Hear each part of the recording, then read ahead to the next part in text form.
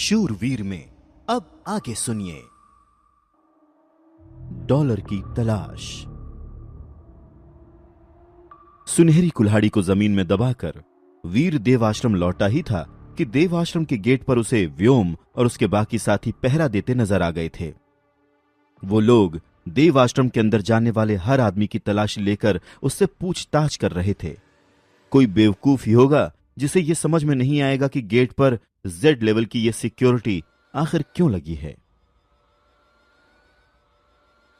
वीर समझ गया कि वो सब लोग उस डॉलर की तलाश कर रहे हैं और जिस तरह से सबके चेहरे पर 12 बजे हुए हैं उससे यह बात तो साफ है कि अभी तक उनके हाथ कुछ नहीं आया।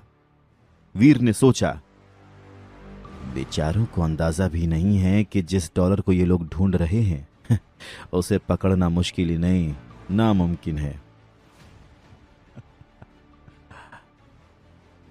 वीर को अपनी ही बात पर हंसी आ गई। अब जब उसने उस सुनहरी कुल्हाड़ी को छुपा दिया है तो उसे किसी चीज का डर नहीं है, इसलिए वो बिना डरे गेट पर अपनी तलाशी देने के लिए तैयार हो जाता है। वैसे भी कौन सा उसके पास कुछ निकलने वाला था। व्योम पहले से ही बहुत खराब मूड में था और वीर को देखकर तो वो और भी ज्यादा चिढ़ गया था।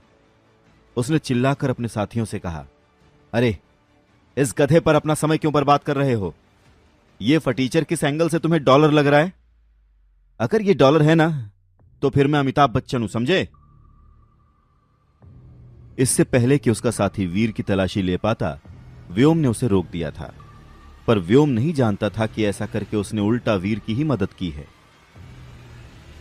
व्योम की बात सुनकर उसके साथी ने वीर को धक्का देकर साइड कर दिया था और बाकी लोगों की तलाशी लेना शुरू कर दिया। वीर के चेहरे पर मुस्कान आ गई थी।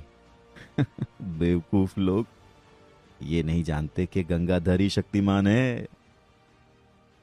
वीर ने हल्का सा हंसकर उन लोगों को देखा और अपने कमरे की तरफ चला गया। हालांकि जब वो कमरे की तरफ जा रहा था तब रास्ते में सब लोग उसे एक ही चीज डिस्कस करते नजर आ रहे थे, सनसेट पॉइंट पर हुए इंसिडेंट के बारे में। सबके मुंह से डॉलर यानी कि अपनी खुद की तारीफ सुनकर वीर के चेहरे पर मुस्कुराहट आ गई। आखिर अपनी तारीफ सुनना किसे अच्छा नहीं लगता, पर अपनी तारीफ के साथ साथ उसने कुछ ऐसा भी सुना जिसे सुनकर उसके कान खड़े हो गए।